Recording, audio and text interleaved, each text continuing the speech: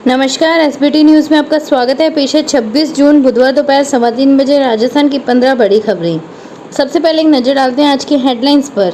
CBI की गिरफ्तारी के बाद केजरीवाल की तबीयत बिगड़ी। विधानसभा अध्यक्ष ने बुलाई 2 जुलाई को सर्वदलीय बैठक। अब निजी स्कूलों में बढ़ेगा नामांकन, शिक्षक संगठनों ने जताया ऐतराज। अमिताभ ने 60 करोड़ में खरीदे 3 office space. CM Bhajanlal Sharma Delhi पहुंचे, बीजेपी के सांसदों से मुलाकात करेंगे। और अब खबरें विस्तार से सुनिए।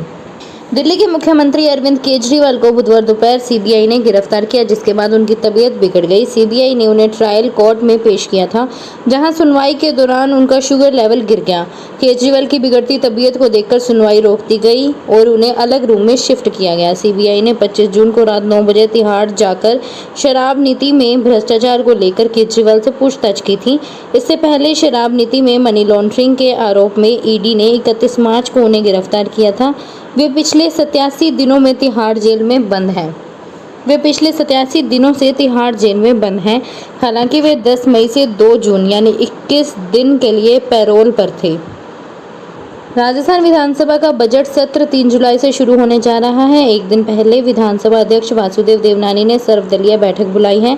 बैठक में सदन सुचारू रूप से चलाए जाने पर चर्चा की जाएगी। देवनानी ने अध्यक्ष बनने के बाद सर्वदलीय बैठक बुलाने की परंपरा शुरू की है। बैठक में सदन के दौरान 1 घंटे का भोजनावकाश देने पर भी चर्चा होगी।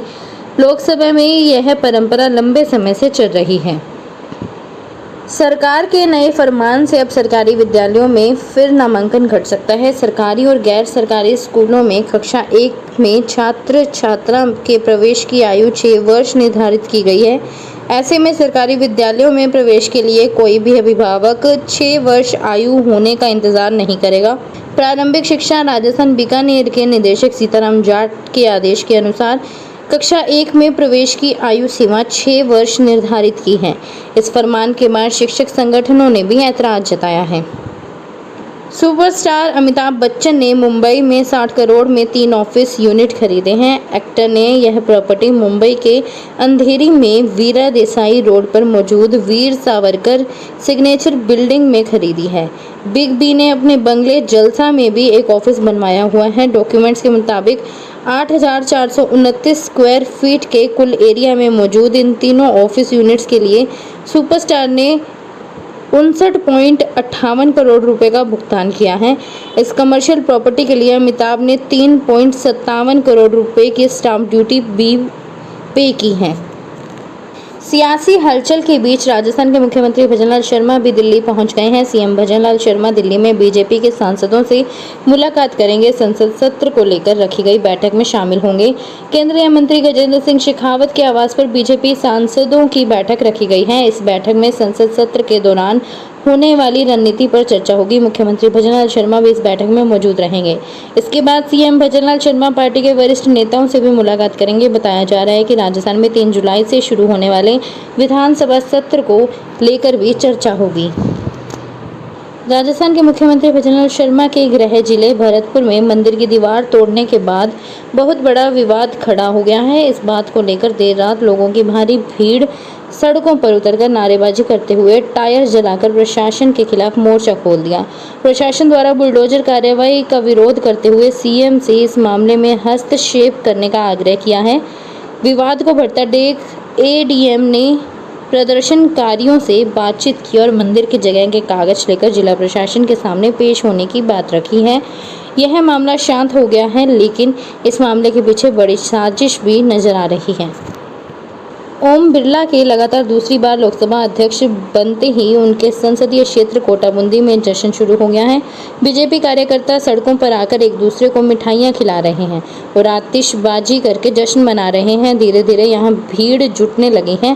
सभी के चेहरे पर एक हल्की मुस्कान है और वे ओम बिरला को 18वीं लोकसभा का अध्यक्ष चुने जाने पर जश्न में डूबे हुए हैं। राजस्थान के सरकारी स्कूलों में इस बार रक्षाबंधन का त्यौहार एक दिन पहले मनाया जाएगा। शिक्षा मंत्री मदन दिलावर का मानना है कि इससे छात्रों में अच्छे संस्कार और भाई बहन का प्यार बढ़ेगा। इस दौरान स्कूलों में प्रार्थना सभा को और भी प्रभावी बनाया जाएगा और बच्चों को अच्छे संस्कार सिखाए जाएंगे। शिक्षा विभाग इस उद्देश्य के साथ रक्षाबंधन मनाने की तैयारी कर रहा है। कोटा में दिलावर ने यह बात प्रिंसिपल के 3 दिवसीय प्रशिक्षण शिविर में कहा कि यह पर्व रक्षाबंधन से एक दिन पहले मनाया जाएगा। जिससे स्कूलों में एक पारिवारिक माहौल बनेगा। प्रार्थना सभा में 25 से 30 मिनट का समय रहेगा, जिसमें बच्चों को अच्छे संस्कार सिखाए जाएंगे। भाजपा ने चुनावी संकल्प पत्र में प्रदेश में नई तबादला नीति लाने का वादा किया है। सत्ता में आने के बाद इस पर काम भी शुरू किया गया है। इसका ड्राफ्ट भी तैयार हुआ, लेकिन ड्राफ्ट पर कैबिनेट की मोहर नहीं लग पाई। चर्चा है कि नई तबादला नीति में जनप्रतिनिधियों के डिजायर सिस्टम को शामिल नहीं किया गया है। यही बात जनप्रतिनिधियों को अखर रही है। विधायक चाहते हैं कि तबादलों में उनकी भी चले। हाल ही सत्ताधारी दल के विधायकों ने सीएम भजनलाल शर्मा के सामने अपनी बात भी रखी है।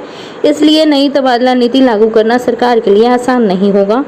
सरकार की मंशा होगी तो बाधाओं को हटाकर जल्द से जल्द लागू किया जा सकता है।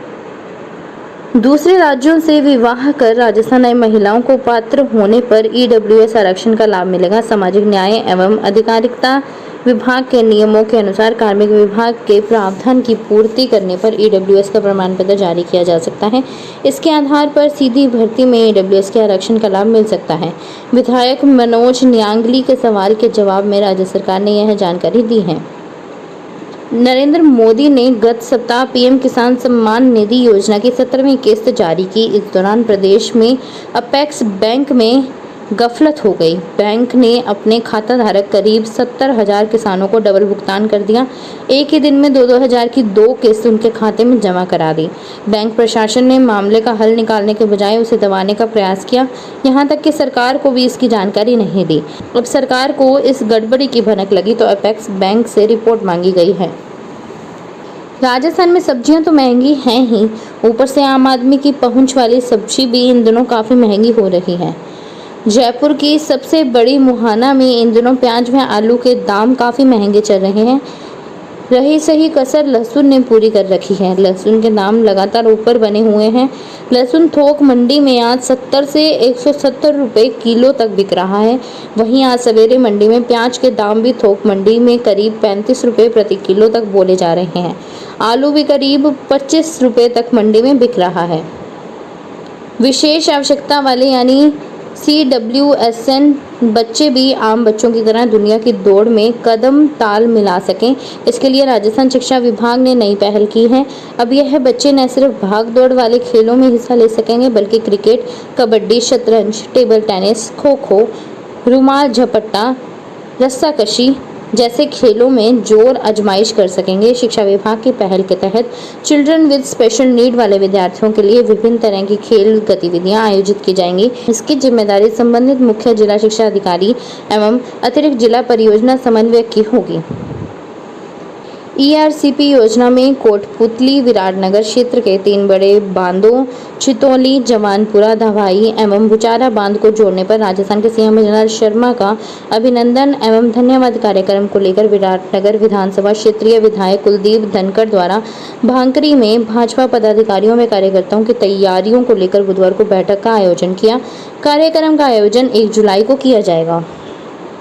राजस्थान के 303 राजसेस कॉलेजों में सरकार विद्या संबल योजना के तहत अस्थायी शिक्षक लगाएगी। इसको लेकर उच्च शिक्षा विभाग ने दिशा निर्देश जारी कर दिए हैं। खास बात है कि कांग्रेस सरकार में लागू किए प्रावधानों को भाजपा सरकार में बदला गया है। सबसे बड़ा बदलाव यह है कि अभ्यर्थी को दूसरे और चौथे सेमेस्टर के बाद पुनः आवेदन करना होगा, यानी 1 साल में 2 बार आवेदन मांगे जाएंगे। फिलहाल इस बुलेटिन में इतना ही। फिर हाजिर होंगे और बड़ी खबरों के साथ। तब तक के लिए देखते रहिए SBT न्यूज। धन्यवाद। अगर आप भी अपने आसपास की छोटी बड़ी और महत्वपूर्ण खबरों से अपडेट रहना चाहते हैं तो सब्सक्राइब कीजिए हमारे चैनल SBT न्यूज को और प्रेस कीजिए बेल आइकन पर।